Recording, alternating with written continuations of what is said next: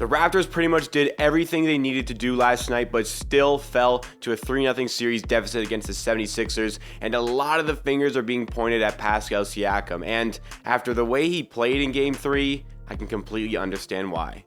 Let's get into it.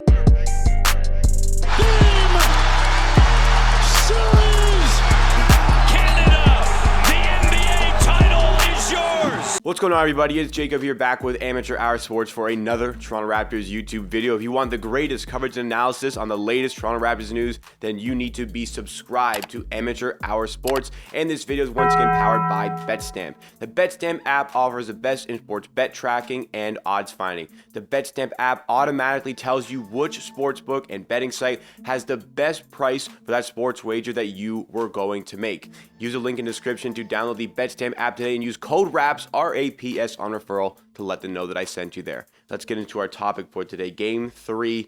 We're going to talk a little bit about what happened in the game, and then we're going to talk a lot about Pascal Siakam and what really needs to happen with him over the course of the offseason. Because in the game, the Raptors, they played their hearts out there. Obviously, they left it out on the floor. Game 3 at home, must-win situation. They knew that if they lost that game, the series was over. And they showed up. They started well. They had a really good first half. They treaded water in the third quarter. They kept up in the fourth quarter, but ultimately could not get over the line. And they fall in OT to the 76ers after basically a miracle Joel Embiid 3. 0.9 seconds on the shot clock, 2.5 seconds on the game clock. Turnaround three-pointer. Now I really know how Sixers fans feel here. And I really know how Celtics fans feel here. The Raptors did pretty much everything they needed to do to win this game. They led or were tied throughout the entire first 4 quarters. The Sixers never led until the overtime period. The defense could not have been any better. We kept the Sixers team to 104 points after overtime. We did everything that we needed to do in this game to win. We had a lot of help from the supporting cast in OG Anunoby, Gary Trent Jr., Precious Achiuwa, Gary at 24, OG at 26. Precious Achiuwa had 20 despite missing those free throws that could have won the game late on. He had a great game. It's just a shame he had those 2 free throw misses with 25 seconds to go that could have sealed Game 3 for the Raptors. Obviously, that's something we can focus on as well, but a lot of the focus is going to be on Fred VanVleet and Pascal Siakam for this one. They both have 12 points each here. Siakam shoots 6 for 16 from the field. Fred VanVleet shoots 3 for 13 from the field and 2 for 10 from 3. We had everything we needed except for our main guys to show up. These were the players, VanVleet and Siakam. These were the guys they're the leaders, the top guys. They're going to show up. We need to have the supporting cast to support them, to give them the points they need to get over the line in this game. Because it was a must-win game. It was a must-win game for the Raptors. Coming into this series, I had the Raptors in 7. I would say the grand majority of people had Philadelphia winning this series in about 6 or 7. The common consensus was that this was going to be a very even series, and I think that Game 3 really showcased what we expected this series to be, maybe more of a defensive battle, a very even matchup, and, yesterday was a bit of a coin flip. It was a 50-50, just a team that got the big shot late in the fourth quarter, late in OT. That was a team that was going to get the win. That's what happened to the 76ers. But it's completely on the Raptors for putting themselves in such a situation where they can't afford to lose that coin flip because they were so bad in games 1 and 2 that they put themselves in a must-win situation in Game 3. And I don't think it was ridiculous to say that the Raptors matched up really well with the 76ers coming into the playoffs. I don't think it was ridiculous to say the Raptors could win this series in 6 or 7 games. I don't think that's ridiculous at all. I don't think that's a ridiculous take at all. I did honestly think it was a ridiculous take to say that the Sixers would sweep the Raptors. I just genuinely could not conceive a reality where the Raptors just allowed that to happen. They are much better than that. And I don't really think I was necessarily wrong at the time. Obviously, my take on the series was completely wrong. It was completely wrong. I'm going to own up to that because Raptors in 7. We're kind of hoping we don't get swept at this point. But from where I was coming from at the time, I thought that made sense. I don't think I necessarily overrated the Raptors. I do think I underrated the Philadelphia 76ers, but the Raptors really have let themselves down in this series, and it's over. It's just going to be praying that we do steal one game to look better. Maybe steal 2, but I'll take 1 at this point. But Again, we're going to go back to Pascal Siakam here. Obviously, we could talk a lot about Fred VanVleet, but we only have so much time. So we are going to talk about Pascal Siakam because I'm a person who has spent a lot of time talking up Pascal Siakam, gassing up Pascal Siakam over the course of the last 2 years, I'd say. Like, I've been going out of my way to talk about the impact he has on this team, how important he is to this team. And I mean, it is true how important he is to his team, and we saw it last night because he really just didn't show up. 12 points in the game. He was 0 for 5 from the field in the second half. Like, those are the moments where you need him most.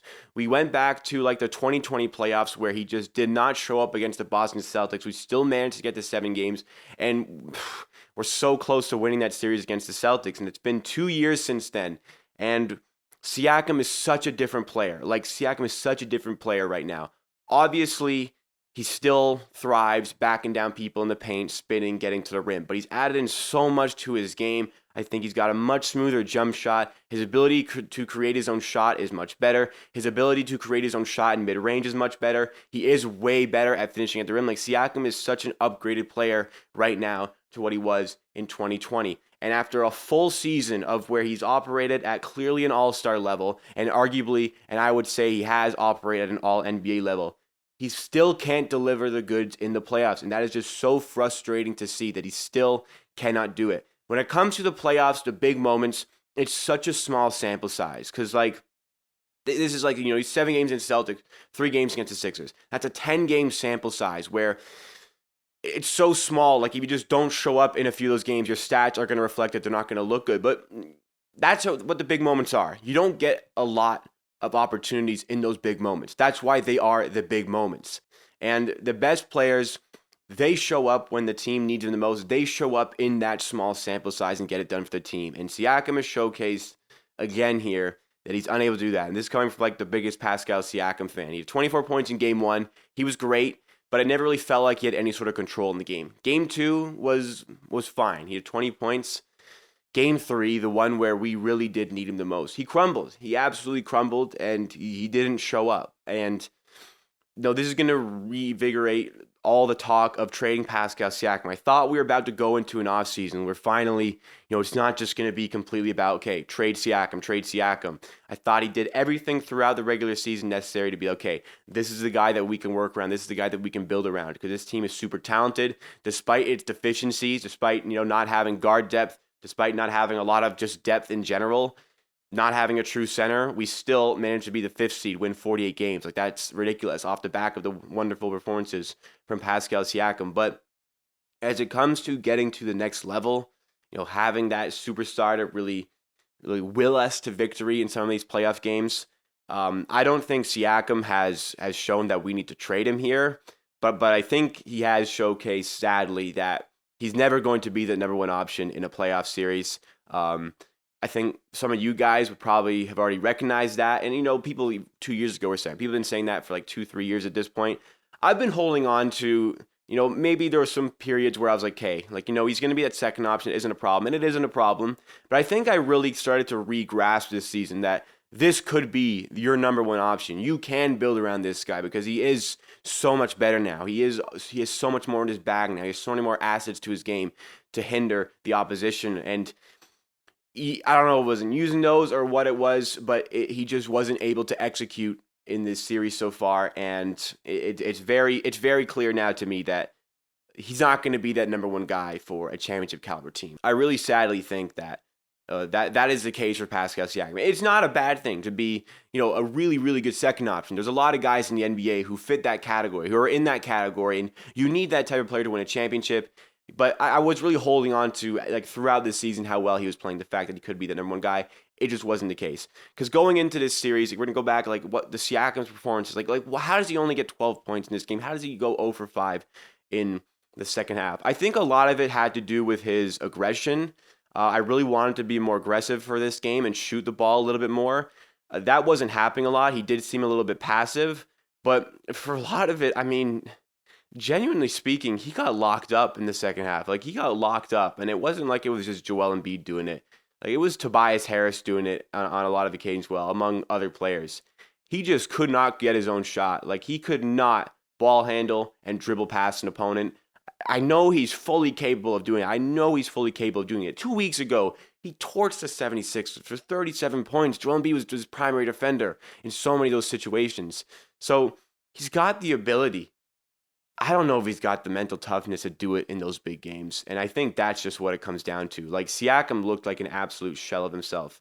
Because I've seen him be better, and I know he can be better. But when the going gets tough in those big games, can we rely on him to be that number one guy? And then yesterday, I think, might have been proof that we can't do that. He can't do that. So I don't think that means you trade him. I don't think there's a trade out there that makes sense for him. I don't think there's a trade you can make where you're really going to get that superstar. Like, you want that superstar guy. I don't know if there's a trade out there you can make with Siakam in order to get that done. For that reason, I don't want to trade him. I don't think they will trade him.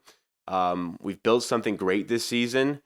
But, we're here in the playoffs. We Raptors fans expected better. Even though this season is still a success, still a wild success to finish the 5th seed, we did. We accomplished that. It was time to show up in the playoffs as well. And Raptors fans, I think, have the right to be disappointed with what we saw in the playoffs so far. I'm talking like we lost series. I'm not holding my breath on being the first team in NBA history to come back from a 3-0 down. So, Raptors fans, we know this team could have been better. It's disappointing.